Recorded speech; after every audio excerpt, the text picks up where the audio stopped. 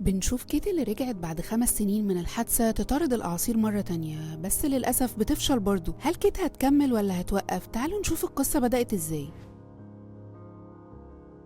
بتبتدي القصة بكيت وصحابها جافي وأدي وبرافن وجاب اللي بيكونوا موجودين في منطقة قريبة من إعصار، وبيكونوا عاملين مشروع علمي الهدف منه التحكم في الأعاصير، وبيبتدوا يستعدوا وبيروحوا في اتجاه الإعصار. وفي نص الطريق بيسيبوا جافي صاحبهم عشان يكون في أمان ويقدر يراقب الأجهزة اللي هم عاملينها عن طريق اللابتوب، وطبعا يسجل كل حاجة بحيث لما ينجحوا يكون معاهم دليل على إنهم فعلا تحكموا في الإعصار. وبيكمل كيت وباقي الشباب ناحية الإعصار، وكل ما يقربوا من الإعصار كل ما الوضع بيكون أصعب ومش شايفين أي حاجة. وبيكون في كمان حاجات عمالة تخبط في العربية لحد ما بتخبط كتلة صخرية كبيرة فيهم وبتقلب البراميل اللي فيها المواد اللي المفروض إنها توقف الإعصار، وبينزلوا يعدلوا البراميل دي وبيكملوا لحد ما بيوصلوا المكان. كيت بتقول إنه مناسب إنهم يبتدوا التجربة بتاعتهم، وفعلا بيشغلوا الأجهزة وبيفصلوا البراميل عن العربية وبيمشوا، وبيجي الإعصار ويسحب البراميل. وبيبتدي جافي إنه يتابع اللي بيحصل، ولكنه بيكتشف كارثة، وهي إن الإعصار ده أقوى بكتير جدا من ما هم كانوا متخيلين. وبيطلب منهم جافي إنهم يهربوا بسرعة، وفعلا بيسوقوا بأقصى سرعة ممكنة وبيحاولوا يمشوا من المكان،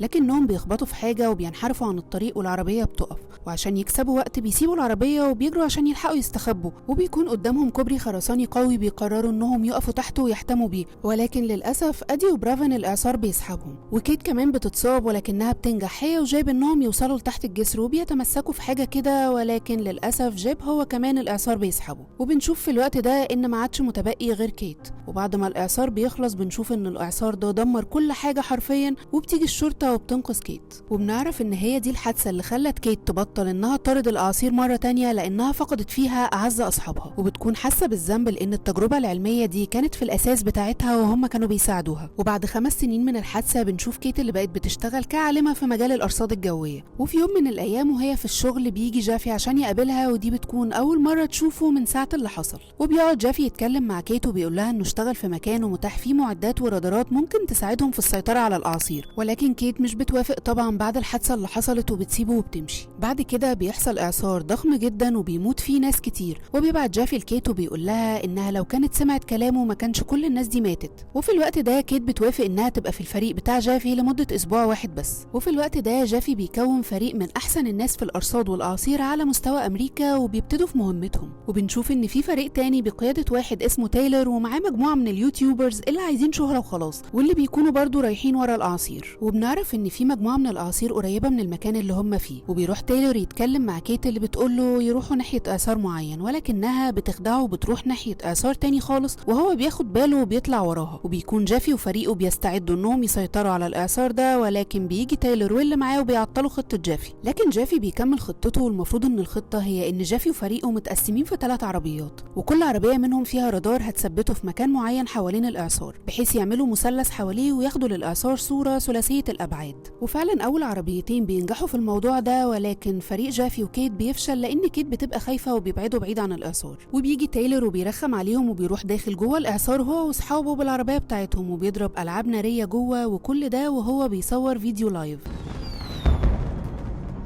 وبيتصل جافي بباقي الفريق وبيقول لهم انهم فشلوا بسبب شويه مشاكل حصلت، وبيرجع الفريق كله على فندق صغير قريب، وفريق تايلور كمان بيكون راجع على نفس الفندق. وبيكونوا بيستعدوا لان في ال36 ساعه الجايين هيكون في مجموعه من الاعاصير القويه جدا اللي هتضرب المنطقه اللي هم فيها.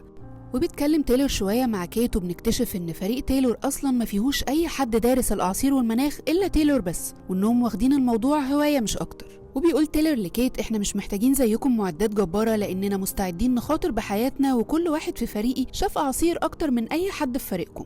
وبتسيبوا كيت وبتروح مع جافي عشان يقرروا هيروحوا فين بعد كده. بعد كده كيت بتخرج الشارع وبتقعد تتفرج على الغيوم، وبيجي تايلور يتكلم معاها، لكنها بتسيبه وبتطلع جري على جافي وبتقول له انها عرفت فين الاعصار الجديد. وتايلور بيفهم ان في حاجه وبيجهز رجالته وبيبتدوا يتحركوا. وفي الوقت ده فريق تايلور وفريق جافي بيروحوا في نفس الاتجاه، وبنكتشف ان فعلا في اعصار زي ما كيت قالت، ولكن الاعصار ده بيكون مختلف لانه بيكون ليه زوبعتين مش زوبعه واحده زي معظم الاعاصير، والاعصار بيتكون قدامهم وبيكونوا منبهرين من شكله. وبيكمل فريق تايلور سباق مع فريق جافي، لكن في الوقت ده بيحصل حاجة غير متوقعة، وهي إن الزوبعتين بيبعدوا عن بعض، وبيكون في واحدة فيهم هتختفي والتانية هي اللي هتكمل وتبقى إعصار، وبيبقى لازم يشوفوا هيروحوا ورا أي واحدة فيهم. فبيقرر فريق جافي وفريق تايلور إنهم يروحوا للزوبعة اللي في الاتجاه اليمين، ولكن في آخر لحظة كيت بتقول لأ إحنا هنروح ناحية اللي في الشمال. وبيكمل تايلور في طريقه وبيقول إن كيت مش بتفهم حاجة، وبيروح يقف قدام الإعصار وبيستعد عشان يحتفلوا ويرموا فيه ألعاب نارية زي المرة اللي فاتت، ولكن الإعصار المرة دي بيختفي، وبنرجع لكيت واللي بيبقى الإعصار هو اللي عندها وهو اللي لسه موجود فعلا. وبيثبتوا ال3 رادارات المرة دي بنجاح، لكن الإعصار بيكون قوي جدا وبيدمر أي حاجة في طريقه حتى البيوت، وكمان بيشيل واحد من الرادارات دي. وبيفضل الإعصار يجري ورا العربية اللي فيها كيت وجافي، والعربية بتحود عن الطريق وبتقف، لكن بتقدر إنها تقاوم الإعصار وهم بيكونوا في أمان.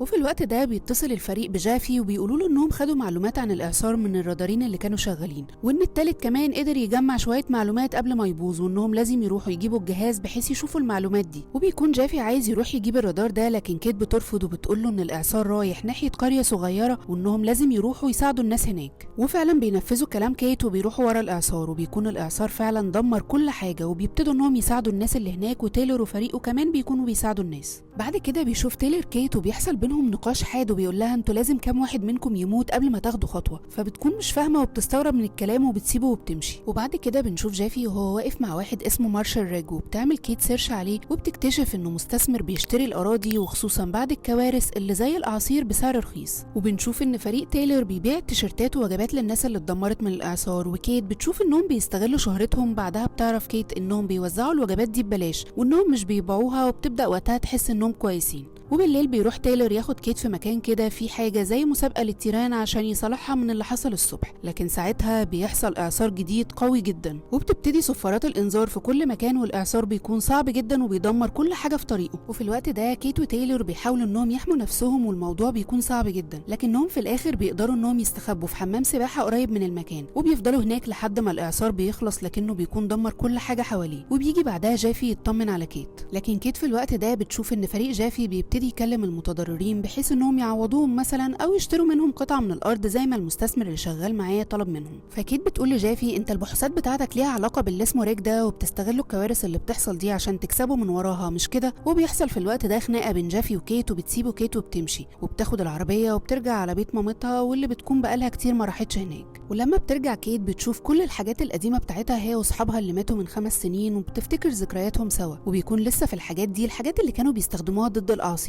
وامها بتقول لها انها سابتها وما رضيتش ترميها عشان ممكن تحتاجها، فبتقول لها كيت انا وقفت خلاص مش هشتغل تاني وارميهم. لكن امها بتقول لها لا انا اظن انك لسه محتاجاهم وقدامك عالم عشان تنقذيه. وبعدها بنشوف ان تايلور بيوصل لبيت كيت وبيقعد يتكلم معاها، وبيقعد كيت وتايلور وبيتكلموا عن الاعاصير، وبيشوف تايلور فكره كيت القديمه في وقف الاعاصير واللي كانت بتفشل، فبيقول لها انا عندي خطط وافكار وممكن اشغلها على الكمبيوتر بتاعي بحيث نختبرها وساعتها هنشوف هتنجح ولا لا. فبترفض كيت وبتقول له انا كل مره بعمل كده في ناس بتموت. وبيقعد تايلور معاهم يوم وبيمشي، لكن قبل ما يمشي بتوافق كيت على الموضوع اللي اتكلموا فيه وبتقول له خلينا نجرب. وفعلا بيجربوا على الكمبيوتر وبيشوفوا التوقعات اللي ممكن يحصل، وبيلاقوا ان الموضوع فعلا بينجح، وبيقرروا انهم يجربوا عملي. فبياخدوا عربيه تايلور وبيروحوا المكان فيه اعصار، وبيكون معاهم الماده اللي بتوقف الاعصار، وفعلا بيرموها جوه الاعصار. ولما بيمتص الاعصار الماده بيلاقوا ان قوته خفت شويه، لكنه مش بيقف خالص زي ما كانوا متوقعين. وبيرجعوا للبيت، وساعتها بيجي جافي وبيعتذر لكيت وبيديها كل المعلومات اللي هي محتاجاها عن الاعصار. وبتبتدي كيت تشوف الغلط كان فين، وبتكتشف ان الماده اللي هي كانت بترميها في الاعصار دي بتمتص الميه اللي في الاعصار، بس ده مش كفايه لان لسه في رطوبه عاليه. فبيقرروا انهم يحطوا ماده تانية تخلي الرطوبه تتحول لمطر، وبالتالي الماده دي تمتص الرطوبه والمطر مره واحده فتكون اقوى، وبالتالي توقف الاعصار بشكل نهائي. وبتبتدي كيت تجهز مع فريق تايلور وبيروحوا عند الاعصار الجديد واللي بيكون قوي جدا،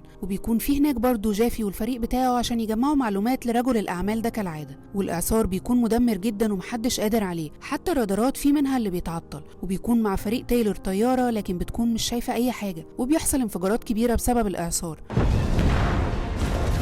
وبنشوف ان عربيه جافي في الوقت ده بتتقلب ومش بيعرف يتحرك، والعربيه بتفضل تتقلب لحد ما تتعدل تاني. وبيهربوا كلهم من الاعصار المدمر ده لانه كمان اتحول لاعصار ناري. ولما بيبقوا في امان بيقرر تايلور وكيت انهم يروحوا للبلد القريبه من الاعصار ويحموا الناس اللي هناك، وفريق جافي المفروض يروح يجمع معلومات كالعاده. لكن في الوقت ده جافي بيرفض انه يكمل معاهم، وبيحصل كيت عشان ينضم ليهم في مساعده الناس. وبنشوف ان الاعصار بيدمر كل حاجه، وكيت وتايلور بيحاولوا انهم يساعدوا الناس، لكن الوضع بيكون خارج السيطره. وبيقولوا للناس يروحوا على السينما، وفي الوقت ده بيقع تايلر تحت عربية ترام وكيت وجافي بيساعدوه. وبنشوف كمان ان خزانات المية غرقت الدنيا لكنهم بيعرفوا يدخلوا للسينما، لكن المبنى بيكون ضعيف ومش هيستحمل، وبيحاولوا انهم يشوفوا طريقة يحموا بيها الناس من اللي هيحصل. وفي الوقت ده كيت بتسيبهم وبتاخد العربية وبتروح ناحية الإعصار عشان تحاول توقفه، وتايلر لما بيشوفها بيحاول يوقفها لكن باقي الناس بتوقفه. وبتوصل كيت في نص الإعصار وبتثبت العربية في الأرض وبتطلق المادة اللي بتنشر الأمطار، وبتبقى عايزة تطلق المادة التانية اللي بتمتص المية لكن الزرار بيكون معلق، وبتفضل تجرب وبتنجح على آخر لحظة والمادة بتنتشر، لكن الإعصار قبل ما يختفي بيكون قوي لدرجة إنه بيقلب عربية كيت، لكن أخيرا الإعصار بيقف.